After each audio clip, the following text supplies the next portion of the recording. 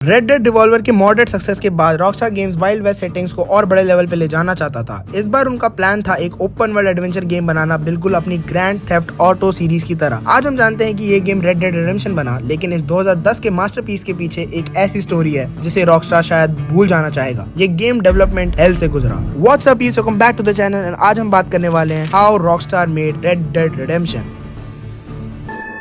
My name's John Marston. Okay.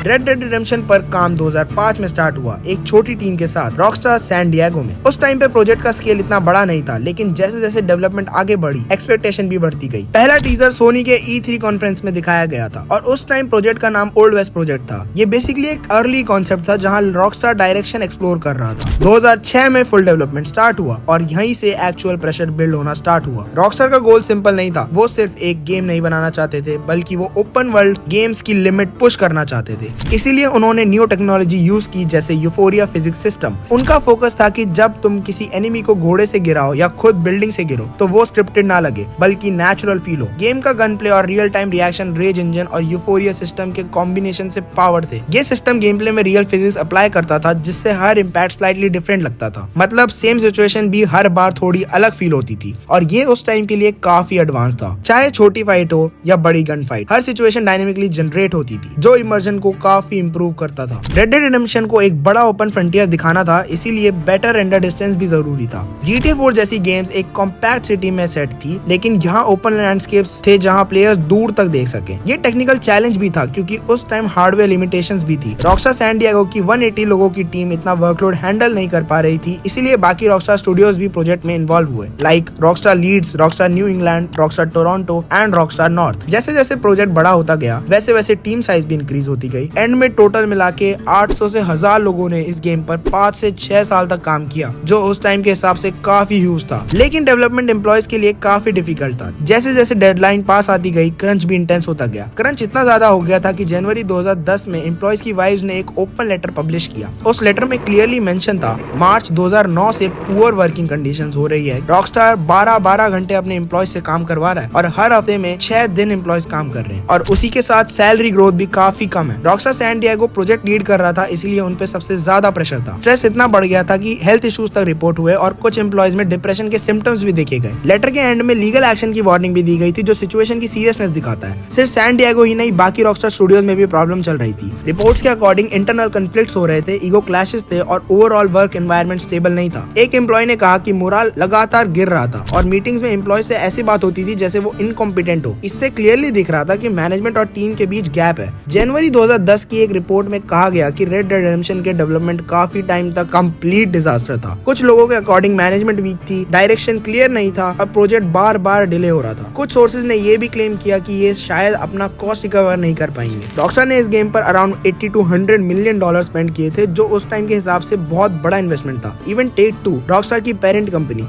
इस project को risky मान रही थी, इसीलिए ज्यादा फोकस GTA 5 पर दिया गया था उस टाइम पर। सिर्फ एम्प्लॉयज ही नहीं, मैनेजमेंट भी काफी स्ट्रेस में था। 2016 के लॉ सूट डॉक्यूमेंट्स में ईमेल रिवील हुए जिसमें प्रोजेक्ट को नाइटमेयर बोला गया। ईमेल से भी ये पता चलता है कि टेक्निकल इश्यूज, स्पेशली कैमरा और ओवरऑल स्टेबिलिटी, काफी प्रॉब्लमेटिक थी। इश्यूज इतने ज्यादा थे कि टीम को समझ नहीं आ रहा था कि कहां से स्टार्ट करे। फाइनली गेम काफी डिलेज के बाद रिलीज हुआ। पहले फॉल 2009 प्लान किया गया था गेम को रिलीज करने के लिए, बट गेम उस टाइम पर रिलीज नहीं हुआ। गेम को डिले किया गया अप्रैल 2010 में, देन अगेन उसको डिले किया एंड फाइनली गेम रिलीज हुआ मई 2010 में। रिलीज के टाइम भी गेम का कोड परफेक्ट नहीं था। एक एम्प्लॉय ने इसे कोडेड मेस तक बोला। इसी वजह से उस टाइम पे PC पोर्ट भी नहीं आ पाया क्योंकि कोड ऑप्टिमाइज करना काफी डिफिकल्ट था। लेकिन फिर भी गेम ने सिर्फ 3 दिन में $725 मिलियन कमा लिए और 23 मिलियन कॉपी सेल हुई। ये रिजल्ट काफी सरप्राइजिंग था इवन डेवलपर्स के लिए। क्रिटिक्स ने भी इस गेम को काफी प्रेज किया और आज भी इसे एक मास्टरपीस माना जाता है। एंड में ये एक ऐसा गेम था जो बना तो मास्टरपीस, लेकिन उसके पीछे का प्रोसेस काफी स्ट्रेसफुल, कियोटिक और डिफिकल्ट था और शायद इसी वजह से ये गेमिंग इंडस्ट्री की सबसे इंटरेस्टिंग डेवलपमेंट स्टोरीज में से एक है। सो आज के लिए बस इतना ही रखते हैं। अगर वीडियो पसंद आई होगी तो वीडियो को लाइक कर देना, चैनल पे नए हो तो सब्सक्राइब कर देना। अगर तुम्हें प्रेग्माटा का रिव्यू देखना है तो इस वाली वीडियो पे क्लिक करो। मैं तुम्हें यही मिलूंगा। Till then bye bye bye bye bye.